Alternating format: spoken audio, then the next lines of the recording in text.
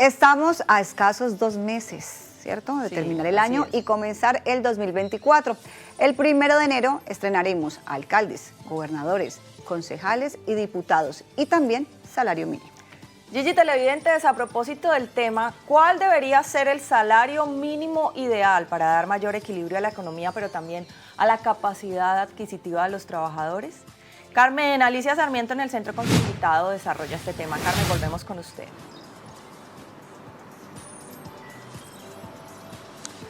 Pues aquí estábamos hablando con Hugo Ruano, economista, a propósito de todo lo que nos acaba de contar Karen López, y pues que no existe una fórmula mágica, que ojalá hubiera esa fórmula que permitiera a todos estar felices. Por eso el análisis que él nos va a hacer es justamente qué ha pasado con los salarios mínimos que han sido austeros, o sea, que atacan o que golpean de alguna manera al trabajador, y qué ha pasado con esos que han dado para celebraciones y que han sido, digamos, elevados en beneficio del trabajador. Pero bienvenido a Telepacífico Noticias, Hugo. Carmen, muchas gracias por la invitación. Hagamos ese análisis.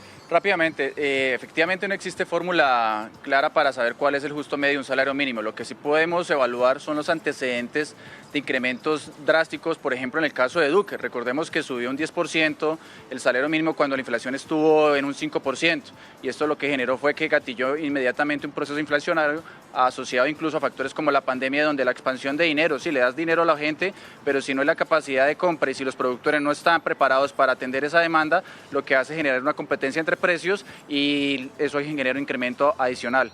También tenemos casos como, por ejemplo, si jugamos a favor de los empresarios, donde en el gobierno de Uribe se bajaron parafiscales, se bajó, digamos, incluso de cobrar las horas extras ya no desde las 8, no desde las 6, sino desde las 8, y si bien bajó el desempleo no fue tampoco muy representativo, de modo que hablar de un salario justo medio, pues tendríamos que evaluar factores incluso geográficos, porque hay zonas, por ejemplo, en el sur de Colombia, donde la productividad es muy baja, y hay zonas como, por ejemplo, en Cali, en Bogotá, donde es alta, y ahí podríamos evaluar incluso unos salarios diferenciales.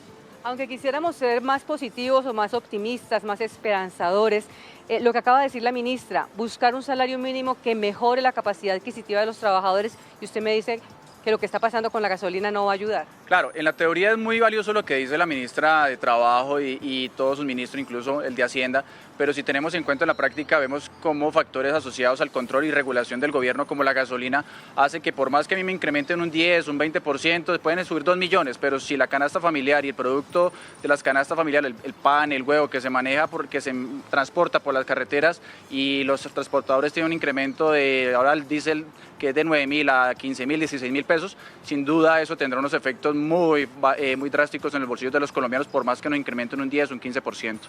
Bueno, eso es tan práctico que ayer, por ejemplo, yo hice las compras muy chiquitas de unos bananos, una pitaya, frutas y verduras.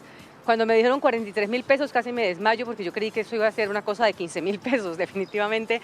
¿Qué podemos hacer los colombianos el próximo año para ver si nos queda un saldo a favor después de que se decrete el nuevo salario? Bueno, sin duda esperar que el gobierno nacional tome o sea más sensato en los incrementos de la gasolina. Segundo, hay un concepto que llamamos los economistas de la reduflación, y es ir a supermercados, minimercados y comprar ya porciones pequeñas para que en la semana tengamos la facilidad de compra mientras superamos o mejora incluso la actividad económica y tengamos más dinero en nuestro bolsillo. Muchísimas gracias, Hugo, por habernos acompañado. A ustedes por la invitación. Bueno, creo que no nos queda más que ser muy austeros en nuestros gastos, muy mesurados. Sigan con más Telepacífico Noticias.